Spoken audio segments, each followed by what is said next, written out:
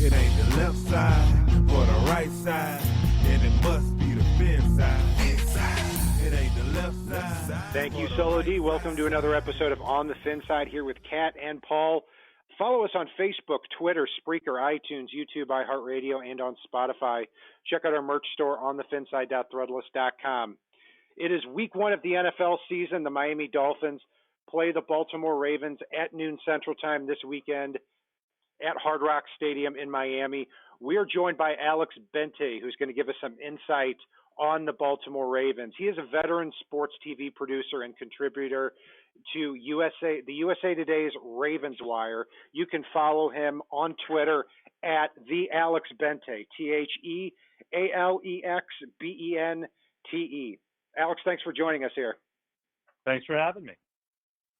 So before we even get into the matchup here, one question on my mind as I was prepping for this. Obviously, you've heard about the Laremy Tunsil trade and the Laremy Tunsil news. The Dolphins get 2 first-round picks and a second-round pick, 2 other smaller players in exchange for Tunsil, Stills, and a 4th and a 6th-round pick. It's interesting with the Ravens because we go back to the 2016 draft. The Ravens are on the clock, and it looks like Tunsil is an easy choice there at number 6 for them. The gas mask video comes out just half an hour before that. The Ravens end up taking Ronnie Stanley. And there was a big question afterward, would they have taken Tunsil or would they have taken Stanley? But the bigger question on that is, let's say that the Ravens are in that position because Stanley and Tunsil are pretty close in terms of the caliber of left tackle they are. If the Ravens were offered 2 first-round picks and a second-round pick for Ronnie Stanley, is that a trade that you would want them to make? You know, I thought about this question a lot, and after I actually was, we were asked to kind of debate it at USA Today whether or not we would do it, and it was a tough call for me, but I would lean towards doing it because it is a great haul, and you know, as the Ravens and some of the top teams do, they covet the draft picks, and Ronnie Stanley, you know, he's arguably one of the best tackles in the league. You know, clearly earned that his due after being the first-round draft pick. There is some depth for the Ravens. I think enough to probably trust getting that kind of haul for him. You know, It's a tough call. It would be something I could see Eric DeCosta doing, just for following in Ozzie Newsome's footsteps of, you know, building your team off of draft picks, and really that's kind of where the core is. So to net, you know, essentially 2 first-rounders and potentially even a second-rounder additionally, I think that you make that trade, and I wouldn't be surprised if the Ravens did the same thing given the choice. Yeah, I think you're really talking the same language as a lot of Dolphins fans out there. We love Laremy Tunsil, important piece of the puzzle, but it is quite a haul as well. So let's take a look at the matchup here with the Baltimore Ravens and the Miami Dolphins.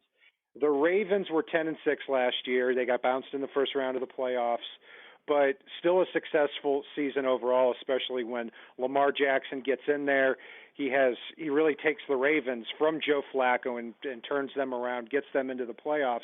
They were 9th in total offense, 2nd in rushing, 22nd in passing last year. Lamar Jackson is now heading into his 2nd year, and he's just an interesting guy. I mean, this is one of the most mobile quarterbacks, just such a dangerous weapon with his feet. Obviously, he needs to take another step up throwing the football, and that's really going to be the challenge for him this year. Yeah, no question. All eyes, really not just on the Ravens and for Ravens fans, but on the league. All eyes are on Lamar Jackson. Is he going to step up? Is he going to transition to a more traditional pocket passer or someone who, at least a more accurate passer, to say the least? And I think based on the strides we've seen in training camp, even in preseason, I think he's getting there. Will he be, you know, that perfect combination of speed on his feet and you know, danger in the air that every Ravens fan's hoping for? I don't know if he'll get there all the way this season. I think he'll make strides, barring any kind of injury. I think he'll do great things. the Ravens are surrounding him with a lot of talent and speed and stuff that they've and players they drafted. They never really did for Joe Flacco. They kind of always trusted Joe Flacco would make the best out of whatever situation they gave him. I think Joe Flacco did a good job, but they were really putting their eggs in the Lamar Jackson basket by drafting, guys like Miles Boykin, guys like Marquise Brown, Hollywood Brown, if you will, guys like Justice Hill. These guys are speedsters that can basically whoever has the ball is a danger to make a big explosive play.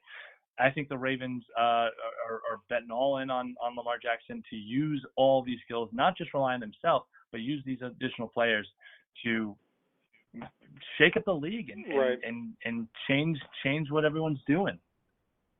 Now, taking a look at what you said there with the wide receivers, they draft Marquise Brown in the first round. They draft Miles Boykin in the third round, very similar to what they did at tight end the year before when they drafted Hayden Hurst in the first round and Mark Andrews in the third round. Right. So he does have a deep – it's really deep at running back, wide receiver, and tight end. So how is the pecking order looking for the Ravens at wide receiver right now? Well, looking at the depth chart, it looks like we've got Willie Snead and Seth Roberts on the outside to start. And after that, you've got Chris Moore, you've got Jaleel Scott, and, Marquise Brown and Miles Boykin are kind of sitting there third on each side. And I think we're going to kind of see how things shape up. I think obviously the running game is going to be the number one priority here. So you're going to see Mark Ingram, Gus Edwards, and the occasional dose of Justice Hill. These guys feeding the ball heavily, with Jackson, with the run-pass option in play, him running it, hopefully not as much as last year. I think he's really going to kind of, only take to use his legs when needed to get out of situations. I don't think there might be some design runs, but I really think they're going to feed the running backs heavily. I kind of think we're going to see how the wide receivers shape up over the course of the first couple of games to see who kind of stands out until guys like Miles Boykin and Marquise Brown are kind of ready to really showcase their skills and their danger. And you'll see Miles Boykin in the red zone.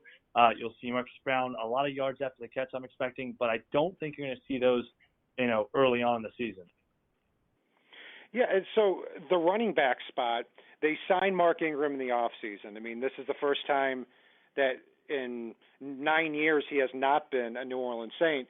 So you've got Ingram there. Also, Gus Edwards, I mean, what a story last year, an undrafted free agent out of Rutgers. And in the final 7 regular season games, he has 654 rushing yards in those 7 games. So quite a 1-2 tandem there. How do you see the carries, at least at first, being split up? Do you think it's about 15 Ingram, 8 Gus Edwards, and maybe a couple of more sprinkled in for Justice Hill and the rest of the group? I'd say that sounds right. I would probably maybe even lead it a little more even, because I think if the Ravens are planning to run the ball as heavily as they're alluding or they're suggesting, I really think they're going to need to save their running backs. And I think you'll see them divide up as evenly as possible, at least early on. They might ride the hot hands here and there depending on who's doing better, but based on, the plan of Greg Roman and running first, I really think that it's going to be more evenly split than we're all expecting. But yeah, I think Mark Ingram will get the majority or the lion's share. I think that's why they brought him in. They want to see him kind of be that power back. But it's going to be a lot of running. Everyone's going to be involved, no question. Let's take a look at the offensive line. We talked about Ronnie Stanley, that cornerstone left tackle, and Marshall Yanda at right guard, a possible future Hall of Famer, back for another season. I think this is his 13th year in the league. The rest of the line, it always seems to be just a bunch of guys. I mean, I know Orlando Brown was a find as a third-round pick last year. How is the rest of the offensive line looking for this year? Well, Orlando Brown is right now, based on the depth chart, which was released moments ago, based on my sources, Orlando Brown Jr. will be starting at right tackle.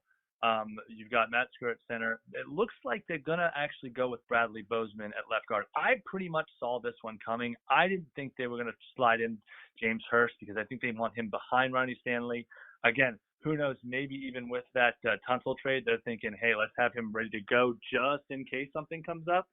But the Ravens have kind of been a plug-and-play offensive line for at least the past couple years with guys, especially with injuries. So I think we're kind of just, the next course of action here, just seeing who plays the best, putting it together, and hopefully letting it last as long as it can. But no question, someone's probably going to get hurt. Someone's going to have to sit out. There might be some reshuffling as the season progresses. But right now, we'll see how these guys stand up. But I think, hopefully, I think the left guard was the big question. But if Bradley Bozeman plays any way or anything like he played last year in the one start he had, plus the couple times he filled in, I think he'll do a good job. We're joined by Alex Bente, veteran sports TV producer and contributor to USA Today's Ravens Wire. Follow him at @AlexBente on Twitter. Alex, let's move on to the defensive side of the ball. Obviously, this has been the Ravens' calling card, not just last year, but for, the last 20 years. I mean, they were first in the league in total defense last year, fifth against the run, fifth against the pass. This year, a little bit of a different group because along the front seven, it just feels like that Ravens group that retools every couple of years. They don't panic too much. They trust their draft picks, but they did lose quite a bit here in the offseason. They lose Terrell Suggs and Zadarius Smith at the outside linebacker positions. So really a lot to prove among the younger Ravens in the pass rush. They also lost C.J. Mosley at the inside linebacker position, should be replaced, I believe, with Kenny Young. So looking at that front seven that has been such a strength of the Ravens for the last couple of years, how do you see that shaping up? Is there a little bit of concern there now, or is it just kind of business as usual, next man up? Well, there's two trains of thoughts here.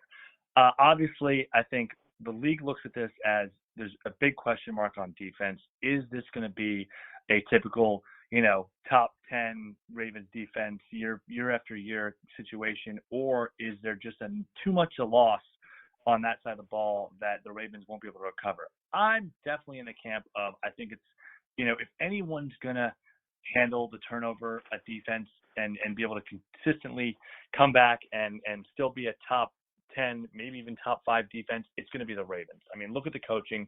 They've got one of the best defensive coordinators in Wink Martindale. He's going to find a way to use his players to the best of his ability. And where they gain strength on the defensive side of the ball is where everyone's going, the passing attack. They have arguably one of the best secondaries in the league now with the upgrade of Earl Thomas from what's his face who went to San Diego. I'm totally drawing a blank. Eric Weddle. Thank you, Eric Weddle. Yeah, that's a total upgrade, no question. So you put him with Tony Jefferson, you got arguably the best safety tandem in the league, along with 2, maybe 3 of the best cornerback trilogy there. Ron Humphrey, Jimmy Smith. The question now with Tavon Young's sideline for most likely the entire season is that nickel corner or that that slot corner. Right now, it sounds like they're going to kind of go with Cyrus Jones. Sounds like they brought in Brendan Trawick to come back and fill in that spot. That could be the spot of weakness. But, I really think with that secondary, they're going to attack or be able to defend the passing attack that you see across the league. I don't think it's going to be a drop-off the way everyone's picturing. I think there's enough guys on this team that have stepped up. I know they're really high on Patrick Onwuasor. He is, filled in admirably for what no one saw coming as the loss of C.J. Mosley. Kenny Young's come up, but I've just noticed, interestingly, on the depth chart, Chris Board is slated to start ahead of Kenny Young, which is interesting. We'll see how that shakes up. That might go back and forth in the first couple weeks. I know they're really high on Kenny Young, but apparently they're high on Chris Board too, and it looks like he's earned himself a starting role. Fascinating. So let's stay with the secondary there too. Let's piggyback on that a little bit. Yeah, what a huge upgrade as far as just the range of the free safety position. I mean, that's what Earl Thomas is known for, even though this is his 10th year in the league. No question. But Eric Weddle, what's that? I said no question. I was agreeing with you. Oh, gotcha. Yeah. You've got Earl Thomas back there. Eric Weddle has had a fantastic career. Now he's with the Rams. There is also, but more of a strong safety type. Weddle always was. So definitely a lot more range. How about at the cornerback spot there? Marlon Humphrey is a player that obviously former, first round pick, and this is a player that, according to a lot of Ravens fans, we could be talking about as a top 5 cornerback here by the end of the year. Easily. I think he's the number 1 cornerback on the Ravens.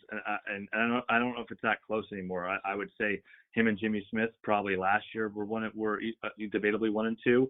I think Jimmy Smith has fallen off a little bit. I think age is starting to show. But no, I think Marlon Humphrey is a next level corner. And yeah, I think everyone, there might be a Marlon Island kind of conversation coming up this year when we see he's consistently put up against the top receivers in the league and has virtually shut them all down. I don't see there being any kind of different, any change this year, really. Yeah, what a talent there at that cornerback spot with Marlon Humphrey. And they've got a lot of good depth, too. I mean, I know Tavon Young going down was a big hit. Those slot cornerbacks can be pretty tough to find. And the Dolphins, for as little as they have on the roster talent-wise, they do have slot receivers, believe it or not. So that could be a matchup that would be interesting to watch here going forward. So obviously, Alex, the Dolphins are maybe not even in a rebuilding mode, but maybe even a year away from rebuilding at this point. Right. So right. I almost have to chuckle when I ask anyone on this segment this question this year. What do you think the Ravens need to do to win this game?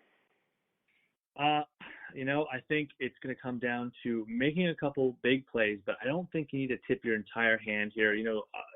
Everyone's talking about the Ravens' revamped offense. It's going to change the league, yada, yada, yada. I don't think we really need to see that this game. I think the keys to victory here is controlling the time of possession, running the ball, making smart plays, no stupid turnovers like we saw last year out of Lamar Jackson. And I really think that, there's going to be enough quality plays, even maybe relying a little bit more on Justin Tucker's leg than they need to, or that they hope to. They want more touchdowns than field goals this year, no question.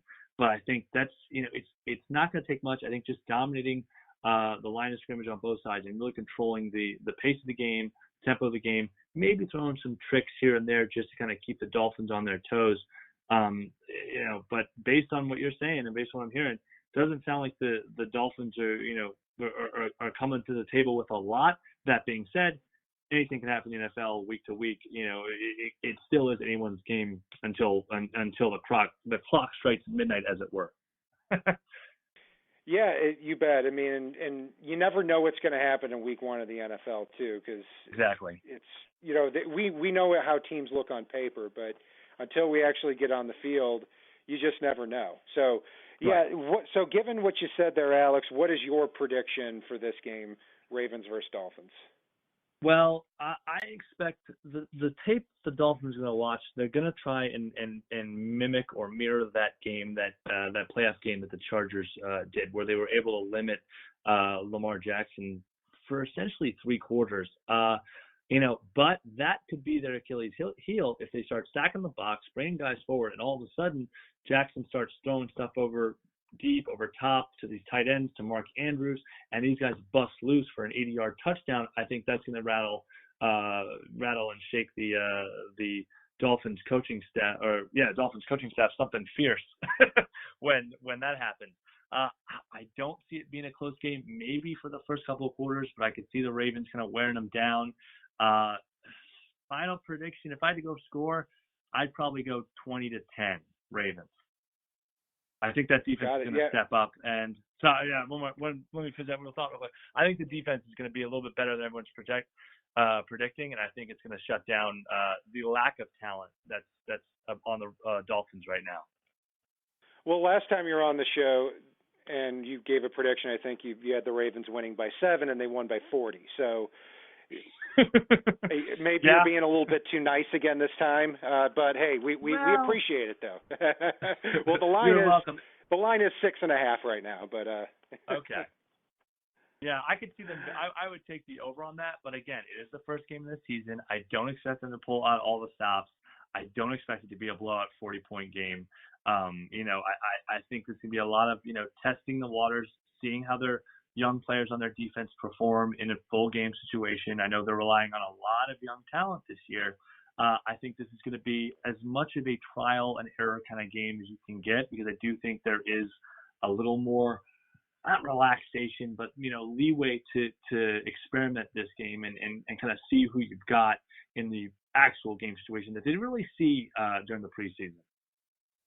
And Alex, you've got your finger on the pulse with Ravens fans, with the work you do there for USA Today and a lot of other areas too with football.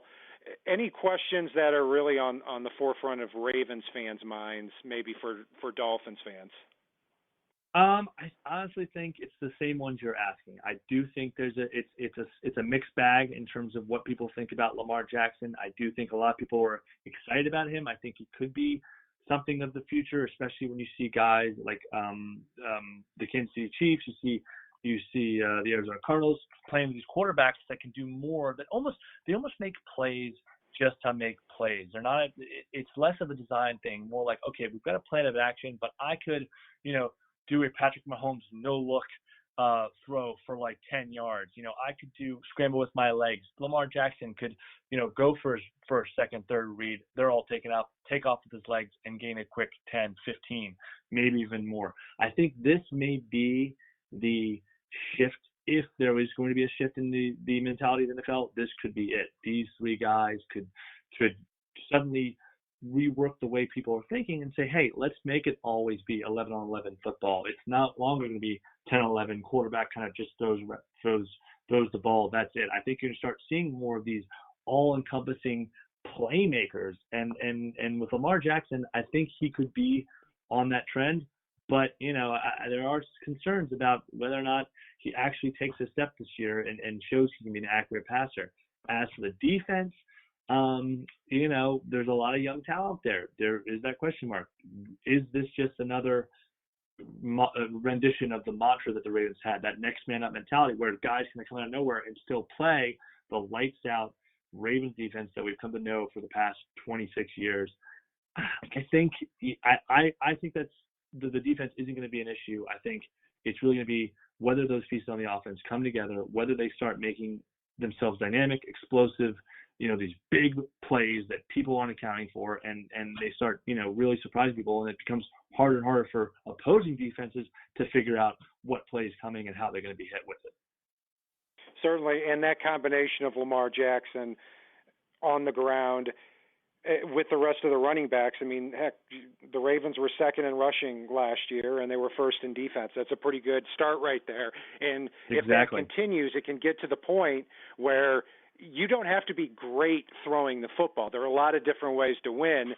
Lamar Jackson just has to be good enough. I mean, the projection of Lamar Jackson between 3,000 and 3,500 yards passing, and between 800 and 1,000 yards rushing, which is very possible with his skill set. That could really get them a long way here as they continue to go forward. So, Alex, thank you very much for joining us here on this segment and breaking down the Miami Dolphins Baltimore Ravens matchup. Alex is a contributor with the USA Today. He's also a TV producer. Be sure to follow him at the Alex Bente on Twitter for Ravens news, as well as a lot of great insights with the NFL. Alex, thanks again for joining us here tonight. Thank you, guys, and good luck on Sunday. And that will do it for our breakdown. You can follow Paul and I on Facebook, Twitter, Spreaker, iTunes, YouTube, iHeartRadio, and on Spotify. And if it's not on the left side and it's not on the right side, it is on the fin side. Solo D, take us home. It ain't the left side or the right side, and it must be the fin side. Inside. It ain't the left side or the right side, and it must be the fin side. Listen.